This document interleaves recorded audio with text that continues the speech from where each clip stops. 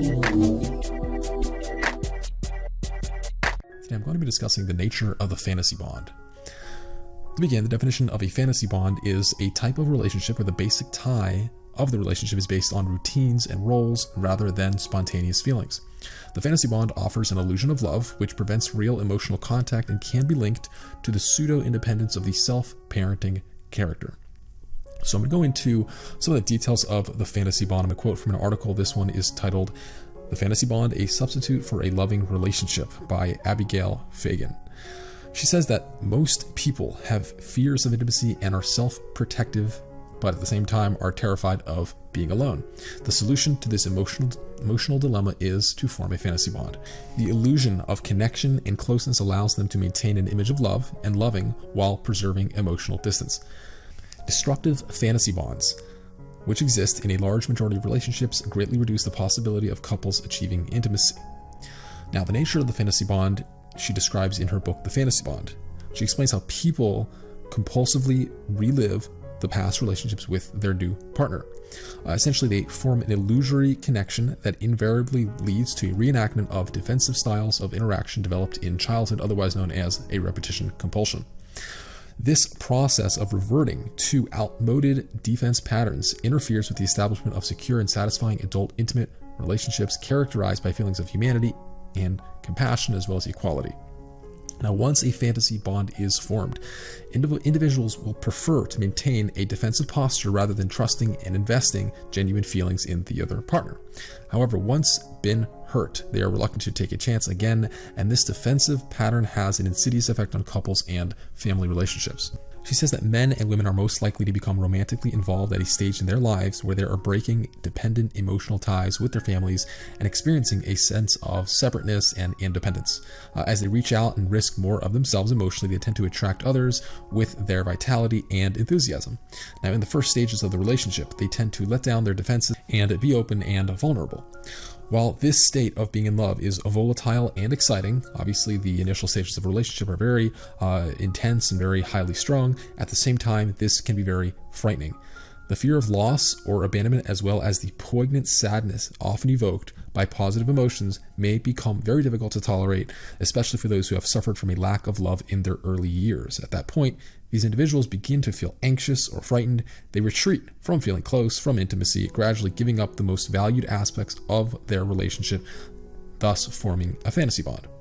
Now, by the time most people reach adulthood, they have solidified their defenses and exist in a psychological equilibrium that they do not wish to disturb. Essentially, they find their relationship comfort zone. Now, although they may be relatively congenial with more casual acquaintances, there is a deterioration in friendly and respectful feelings as a relationship becomes more meaningful and intimate, because the new love object now threatens to disrupt this balance by penetrating the defense mechanism. So a fantasy bond is the antithesis of a healthy personal relationship where individuals are free to express their real feelings and desires.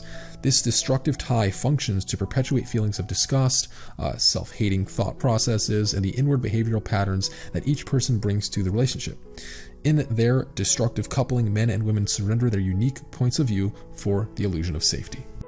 Abigail goes on to say that perhaps the most significant sign that a fantasy bond has been formed is when one or both partners give up all vital areas of personal interest, their unique perspectives and opinions, and their individuality to become a unit, to become a whole, to become enmeshed, to become essentially one codependent unit. The attempt to find security in the illusion of merging with another leads to an insidious and progressive loss of identity in each person, essentially sort of losing oneself and essentially a soul loss. Now, the individuals involved learn to rely more and more on habitual contact with less and less personal feelings.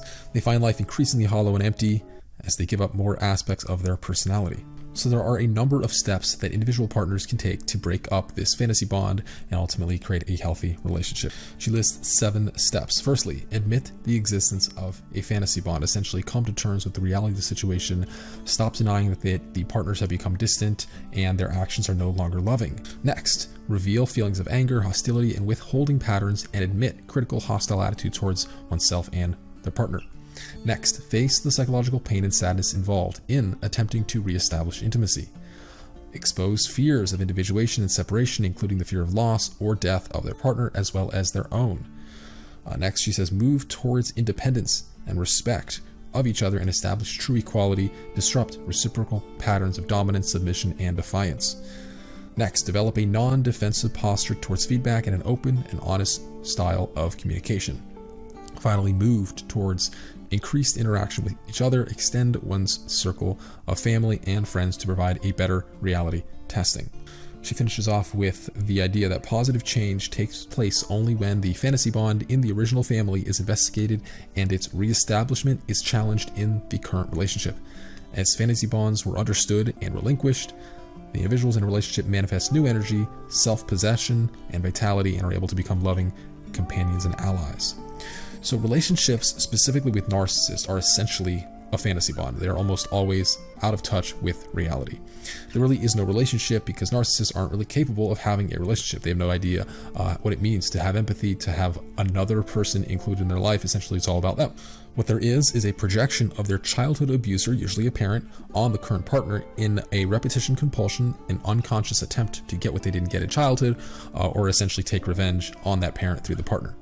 Now, narcissists are absolutely brilliant at manipulating their victims and conning them to join them in their fantasy world, in their fantasy bonds, essentially seducing them to play a starring role in their childlike, real-life, out-of-touch fantasy.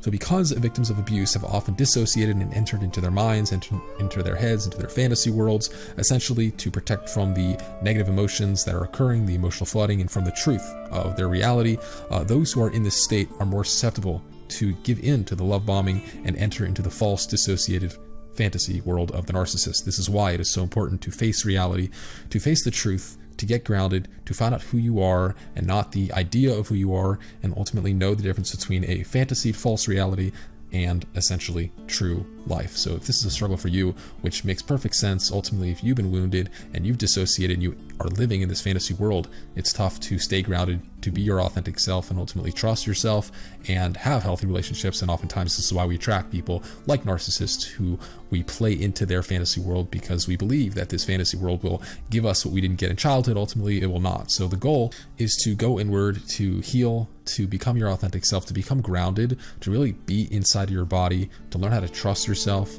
learn what is real and what is not, what is in your head, what is a fantasy, and what is actual reality. And this is great to have like a coach or a therapist or a friend to kind of reflect back to you if you are in fact out of touch with reality, to help you, like I said, stay grounded. In this instance, in this way of being, you'll be able to manifest relationships that are in touch with reality and not fantasy-esque, creating a fantasy bond.